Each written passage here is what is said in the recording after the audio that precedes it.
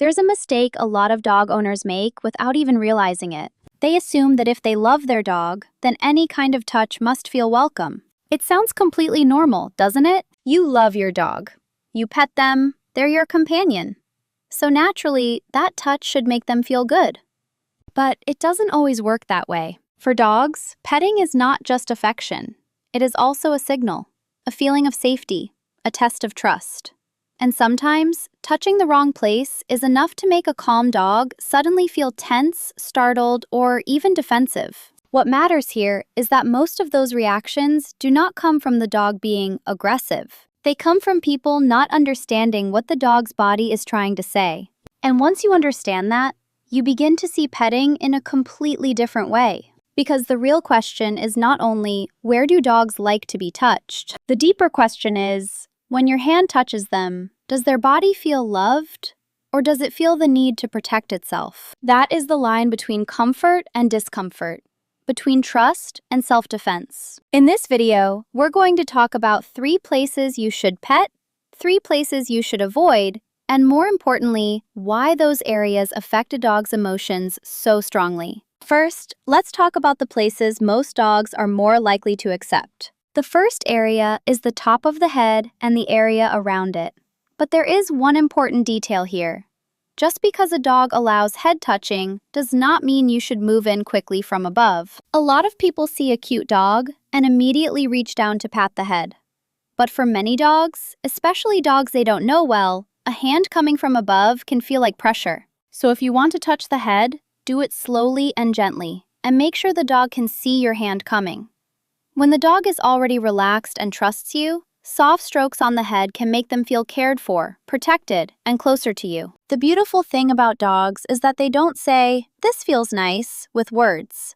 They say it with softer eyes, with a head that leans slightly into your hand, with the fact that they do not pull away. That is a very quiet kind of trust. The second place is under the chin and along the cheeks. This is one of those areas many dogs truly enjoy, especially when the person touching them is someone familiar. You'll notice that some dogs become visibly softer the moment you scratch under the chin. Their eyes go half closed, the face relaxes, the body loosens, almost as if a little bit of tension has left them. And that is not just enjoyment. It is also the feeling of, "I'm okay here." If you watch closely, dogs do not always show comfort in the dramatic way people expect. Happiness is not always jumping around or wagging the tail nonstop. Sometimes, the deepest sign of comfort is stillness. A slower breath. A slight lift of the chin, almost as if the dog is offering that area to you on purpose. Even a small detail like that says a lot about the relationship between you and your dog. The third place is the belly. This is where many people notice how different dogs and cats really are. A lot of dogs love belly rubs. Some will see their owner sit down and immediately roll onto their back, exposing the belly like a very clear invitation. But the interesting part is this. Showing the belly does not always mean, "Please rub my stomach." Sometimes it can also be a calming gesture, or a way of showing that they do not want conflict. So instead of seeing the belly and rushing in right away, look at the dog's whole body. If the body is soft, the tail is relaxed, the eyes look comfortable, and the legs are loose, then a belly rub is often a very pleasant experience. But if the body is tense, the mouth is closed tight, and the eyes are darting around, the dog may not be as comfortable as you think. In other words, the same spot can feel completely different depending on the dog's emotional state in that moment. Now let's move to the more important part, because this is where many people make mistakes without meaning to. These are the 3 places you should not touch casually. The first is the muzzle. The muzzle is an extremely sensitive area. Around it are whiskers and a large number of nerve endings that help dogs sense the world. For a dog, this is not just the nose or the mouth. It is part of how they smell, orient themselves, understand their environment, and react. When you touch the muzzle, especially suddenly, many dogs feel uncomfortable or startled almost immediately. And that reaction is not rare. If it is a dog that does not know you well, touching the muzzle may feel like an invasion of personal space. At that point, the dog may turn away, avoid your hand, stiffen up, or worse, react with a bite. The sad part is that many people see that reaction and immediately think, this dog is aggressive. But in reality, the dog may simply be saying, please don't touch that part of me when I'm not ready. The second place is the tail. A lot of people look at a dog's tail and assume it is harmless, so they touch it, grab it lightly, or play with it as a joke. But for dogs, the tail is not just something that wags. It is connected to balance, emotion, and awareness of what is happening behind them, especially because the back of the body is not something dogs can observe as easily. If they are touched there unexpectedly, especially when they are not paying attention, many dogs will startle. And when a dog startles, turning around to defend itself is a completely natural response. That is why children should never casually touch a strange dog's tail or approach a dog from behind, especially if the dog is already excited or uncertain. There is a very common misunderstanding that if a dog is wagging its tail, then it must be happy and open to any interaction. Not necessarily.